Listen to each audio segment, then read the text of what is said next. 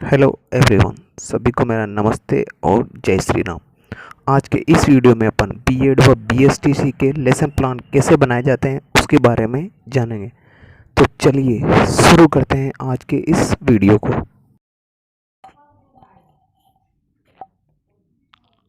आपको सबसे पहले जो आपकी लेसन प्लान डायरी है उसके अंदर ऊपर ही ऊपर लेसन प्लान की संख्या लिखनी है, मतलब पाठ योजना का क्रमांक लिखना है। जो भी आप संख्या है उसकी वो लिखनी है उसके ऊपर। उसके बाद में सेकंड वाला आता है विद्यालय का नाम। आप जिस विद्यालय में अपनी इंटर्नशिप दे रहे हो या लेसन प्लान जिस विद्यालय में दे रहे हो उस विद्यालय का आपको उसमें नाम लिखना है। उसके बाद में छात्र अध्यापक या छात्र अध्यापिका का वो है नाम इसमें लिखना है, तो इसमें जैसे मैंने लिख दिया है। उसके बाद में आपकी जो भी विषय है उस विषय का आपको नाम लिखना है। जैसे सामाजिक विज्ञान है तो सामाजिक विज्ञान लिख दी। और कक्षा 8 तो कक्षा 8 का आप लेसन प्लान दे रहे हैं तो कक्षा 8 कालांश से द्वितीय और समय इसके वो है अपना 36 मिनट इसके अंदर अपने लिख दिया। इसके बाद में आपकी दिनांक आ जाएगी। उसके बाद में आपका प्रकरण का नाम आ जाएगा, जिस प्रकरण के ऊपर आप लेसन दे रहे हो या उस प्रकरण का नाम। जैसे लेसन प्रकरण है हमारा संविधान। उसके बाद में जो आपका नेक्स्ट वाला आएगा उसके अंदर आपको लिखना है, हेडिंग डालिए नीचे। नेक्स्ट है सामान्य उद्देश्य। नेक्स्ट हेडिंग है सामान्य उद्देश्य। सामान्य उद्देश्य हेडिंग डाल लेनी है आपको।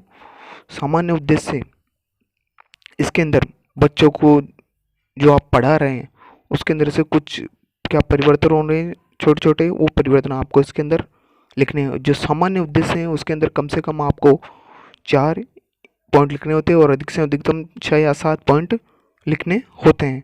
तो कम से कम आपको 4 पॉइंट तो इसके अंदर सामान्य उद्देश्य में लिखने ही होंगे कि आपके पढ़ाने से बच्चे में क्या परिवर्तन हो रहा है। तो पहला सामान्य उद्देश्य है अपना आदर्श नागरिकता के गुणों का विकास करना। पहला सामान्य उद्देश्य है आदर्श नागरिकता के गुणों का विकास करना। इसके बाद में जो अपना सेकंड सामान्य उद्देश्य आता है, पॉइंट नंबर सेकंड, नागरिक चरित्र का निर्माण करना। इसके बाद में थर्ड आता है अपना नागरिक जागरूकता उत्पन्न करना। और इसके बाद में अपना फोर्थ पॉइंट आता है, वो फोर्थ पॉइंट है लोकतांत्रिक नागरिकता का विकास करना। इसके बाद में आपको नेक्स्ट हेडिंग डालनी है और नेक्स्ट हेडिंग है वो वाली,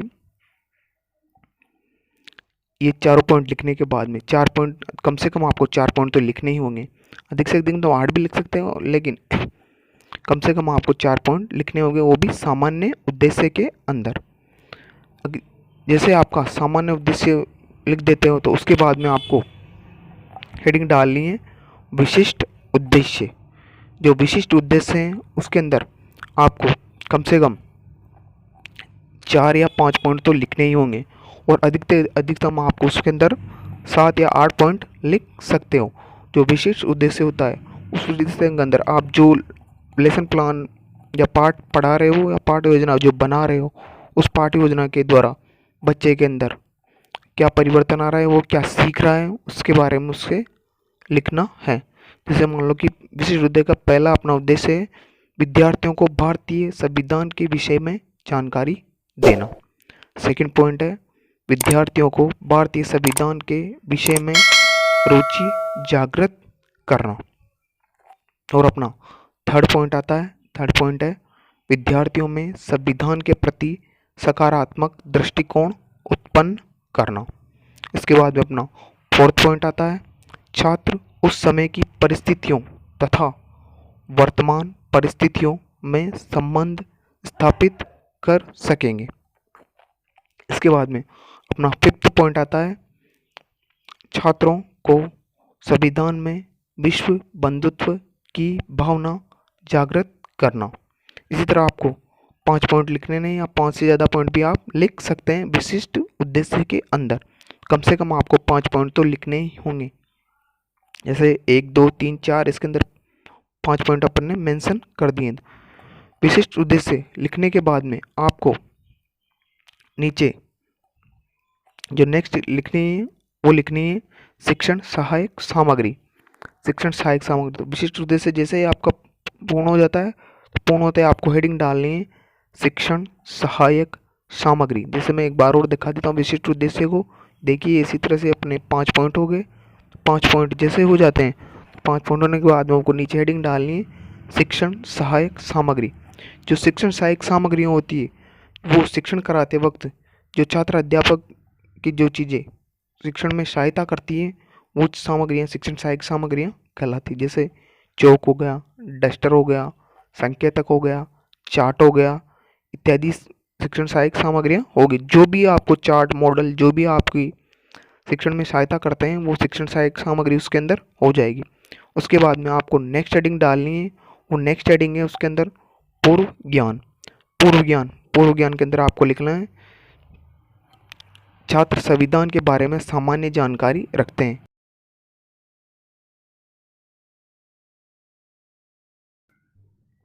इसके बाद आपको नेक्स्ट हेडिंग डालनी है प्रस्तावना प्रश्न। जो प्रस्तावना प्रश्न होता है वो किसी भी पाठ योजना का सबसे महत्वपूर्ण बिंदु होता है, क्योंकि प्रस्तावना प्रश्न आपका जितना अच्छा होगा आपका लेसन प्लान उतना ही अच्छा निकल के आएगा। मतलब जो आपका एग्जामिनर या चेक करने वाला होगा उसी को उसका अच्छा प्रभाव पड़ेगा। मतलब जैसा प्रस्तावना प्रश्न होगा वैसा ही आपका लेसन बनेगा। तो आपको प्रस्तावना प्रश्न के अंदर आपको 2 कॉलम बना लेना। पहला कॉलम होता है छात्र अध्यापक कथन का और दूसरा कॉलम होता है छात्र छात्राओं क्रियाओं का। तो इस प्रस्तावना प्रश्न के अंदर आपको बच्चों को कम से कम 3 या 4 प्रश्न पूछने होते हैं और उससे बच्चे आपके उन प्रश्नों के क्या देते हैं, उत्तर देते हैं। तो जैसे छात्र अध्यापक कथन में पहला प्रश्न हो गया हमारे देश का क्या नाम है। तो छात्र अध्यापक ने कथन कर दिया या प्रश्न पूछ लिया तो बच्चे द्वारा बता दिया जाएगा हमारे देश का नाम क्या है, भारत है। सेकंड प्रश्न जैसे पूछेगा छात्र अध्यापक हमारे देश में 15 अगस्त क्यों मनाई जाती है, तो बच्चे उत्तर दे देंगे क्योंकि हमारा देश इस दिन आज़ाद हुआ था। थर्ड प्रश्न पूछेंगे 26 जनवरी क्यों मनाई जाती है, तो बच्चे उत्तर दे देंगे हमारे देश में इस दिन संविधान लागू हुआ था। उससे फोर्थ प्रश्न फिर पूछेगा छात्र अध्यापक भारत के संविधान के बारे में आप क्या जानते हैं। तो ये प्रश्न बच्चों के लिए समस्यात्मक हो जाएगा। जैसे ये प्रश्न समस्यात्मक हो जाएगा तो हमारा उद्देश्य हो जाएगा कि उद्देश्य जो कथन होगा वो अपना हो जाएगा कि बच्चों आज हम संविधान के बारे में अध्ययन करेंगे। तो ये प्रश्न समस्यात्मक हो गया तो अपन आज बच्चों को अपन संविधान के बारे में आप फिर बताएंगे कि संविधान क्या होता है। तो उद्देश्य कथन में आप ये लिख देंगे बच्चों आज हम संविधान के बारे में लिखेंगे। तो उसके बाद में आपकी जो नेक्स्ट हेडिंग होगी वो होगी प्रस्तुतिकरण।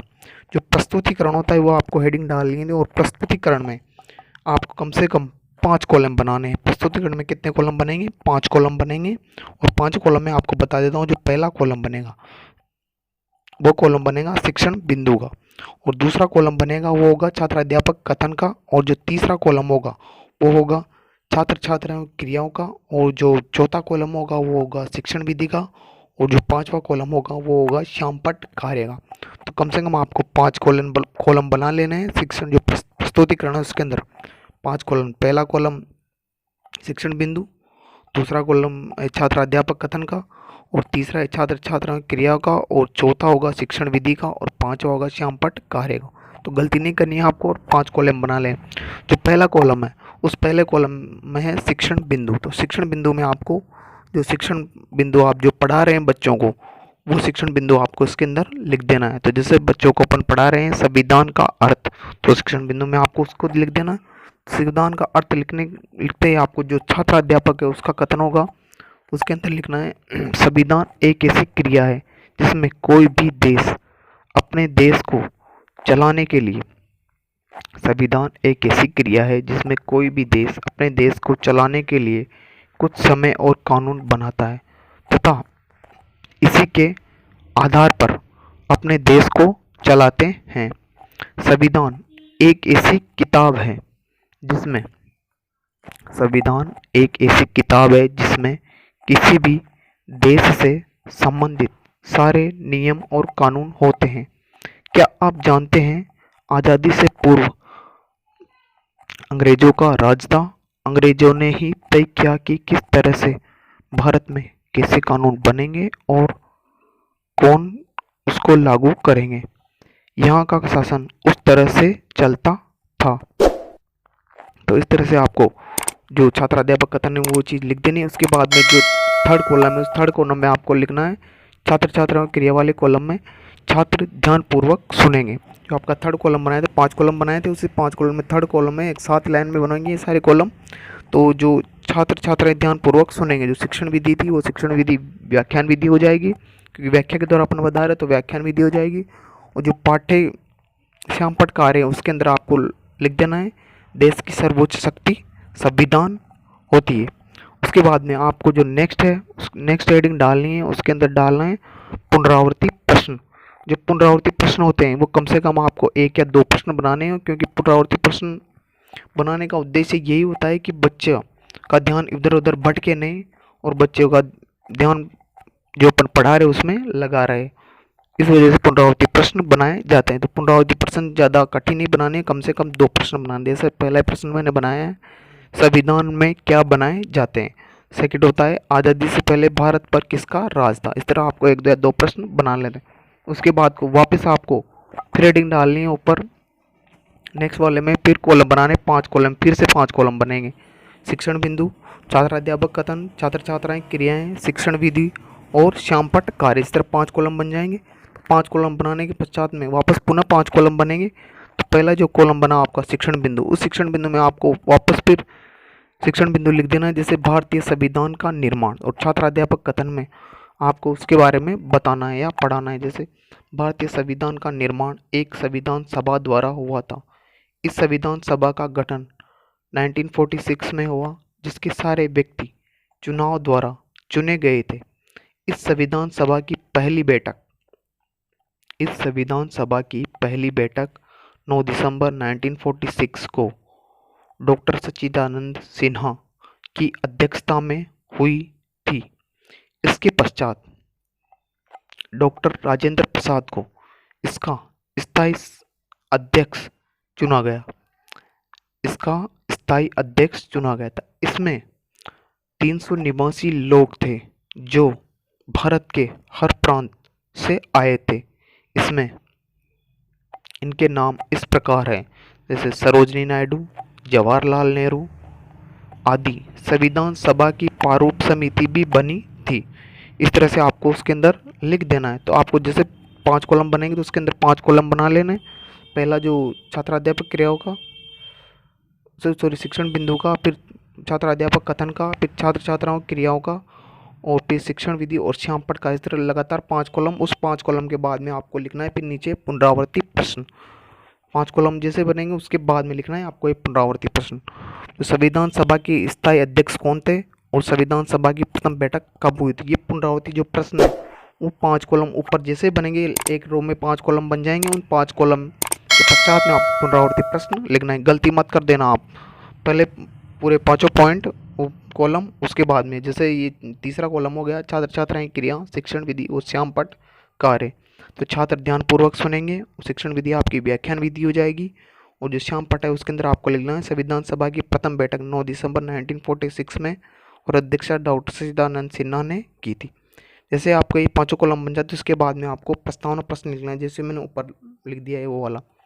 ठीक है, गलती मत कर देना, गलती कर दोगे तो फिर लेसन प्लान खराब हो जाएगा। इसके बाद में नेक्स्ट हेडिंग डालनी है आपको मूल्यांकन प्रश्न। जो मूल्यांकन जो प्रश्न होते हैं वो प्रश्न आपने जो पढ़ाया वो बच्चों ने सीखा या नहीं सीखा उसका निर्धारण करते हैं। तो मूल्यांकन प्रश्न आपके हिसाब से आप चाहे वैसा पढ़ा सकते हैं। आपने किस लेवल से पढ़ाया, किस कठिनाई स्तर से पढ़ाया, उस तरह के आप उसमें से मूल्यांकन प्रश्न बना लेते हैं, क्योंकि मूल्यांकन प्रश्न बच्चों के अधिगम या पढ़ाने की जांच को करते हैं। जैसे पहला प्रश्न बना लिया मैंने, संविधान सभा का निर्माण कैसे हुआ। द्वितीय प्रश्न बना लिया, किसी भी देश की सर्वोच्च शक्ति क्या होती है। तो अगर बच्चे इनका जवाब देते हैं तो बच्चों ने जो आपने पढ़ाया है वो अधिगम कर लिया है। इसके बाद में आपको उनको गृह कार्य के लिए कुछ प्रश्न देने हैं। जैसे अगर आपने कठिनाई स्तर ज़्यादा रखा है तो उस हिसाब से गृह कार्य का प्रश्न 2 या 3 या 4 दे सकते, लेकिन आपको अगर व्याख्यान विधि से पढ़ाया है तो आपको कम से कम बच्चे को 1 प्रश्न तो देना है और उसमें लिख देना है कि बच्चों संविधान क्या है, इसके बारे में घर से लिखकर लाई। अगर आपको वीडियो अच्छा लगा तो प्लीज़ लाइक, कमेंट और सब्सक्राइब जरूर करें और रेड आइकन वाले बटन को जरूर दबाएं। Thanks for watching.